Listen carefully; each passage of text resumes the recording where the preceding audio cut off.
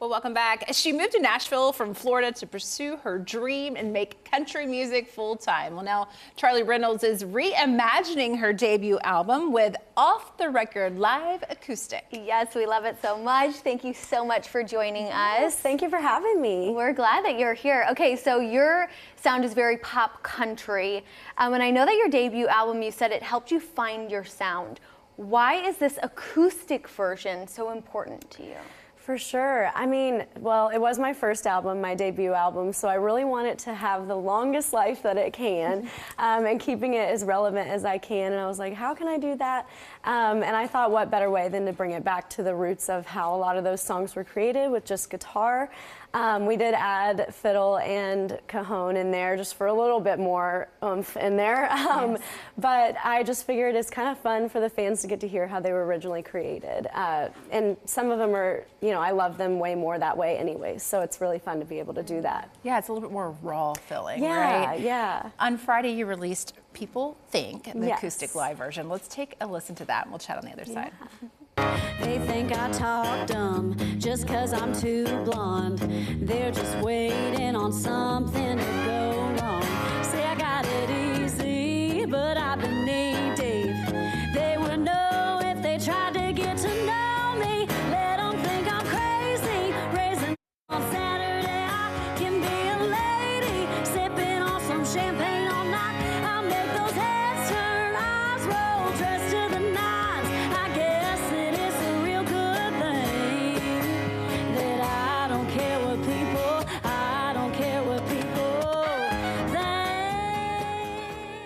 Sing it, girl. Thank you. Yes, that song is no doubt relatable. Yes, You are known for your authentic storytelling. So tell us a little about the story behind this song.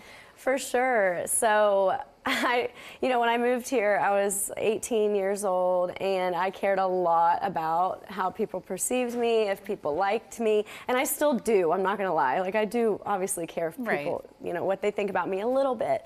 But I was really just wrapped up in it, and I didn't know who I was as an artist, who I was going to be, kind of following what everyone else was doing, and the sound that everyone else had at the time.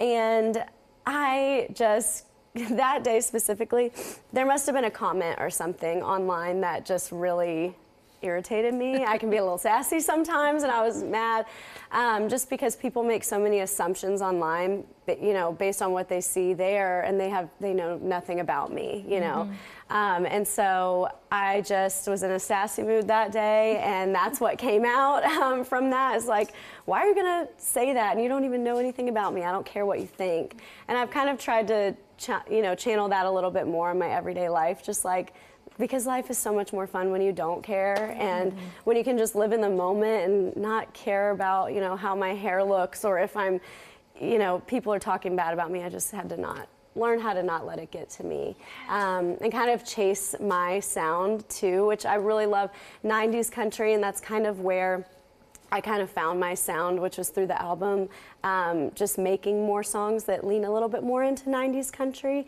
and not really caring if that's what's popular at the moment. But yeah, there's definitely some funny digs, like my hair being blonde. It's just funny because I'm not a real blonde. And there's just some little digs in there. It's one of my favorite songs for sure on the album. Awesome. One of my favorite songs of yours is Visiting Hours. Thank you. And the story behind it, because you told it in your podcast. I heard like a little snippet of it. And it's so beautiful. Can you please share the story? And I can't wait to hear it acoustically, by the way. Of course. It's the next one, actually. Yay! In 2 weeks. That is the next song. So besides my sassy side, I do have a heart. And I do like sharing that with Visiting Hours, I never really wrote vulnerable songs because I'm just not a very vulnerable person, or really wasn't before writing that song. And I realized to challenge myself as a songwriter, I need to write the hard stuff and need to write the things that aren't so fun all the time. And so Visiting Hours is about my brother, Jake, who passed away when I was little. And it's really just kind of talking to him and saying, what's going on down here. And I wish that I could be up there and talk to him. Yeah.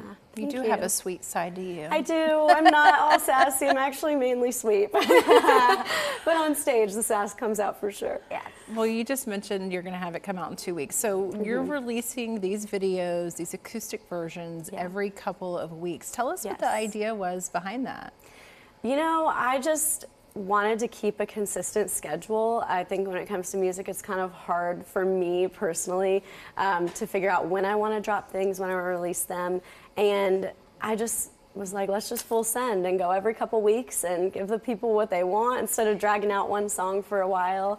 And it's working pretty good. I think it's fun. It's definitely harder for me to push them social media wise, but it's really fun. And I think the fans are really enjoying hearing the more raw stuff and more frequently. So it's been fun. Full send, sister. Okay, we need to see the sass on stage. When can we see you next? Yes. So next I'll be playing tomorrow night at Riley Green's Duck Blind for a showcase with Raised Rowdy. So that's tomorrow night around 9 p.m. is when I'll be going on. And then I play at Category 10 the 22nd of this month. And I think there might be some more in there, but my website is charlyreynolds.com/tours where you can find everything and where to go. Awesome. We'll keep our eye out. Thank you so much for joining us. Thank you guys. Talented. Everyone check out her debut album, Off the Record, and stay tuned for those acoustic tunes. Visit charlyreynolds.com.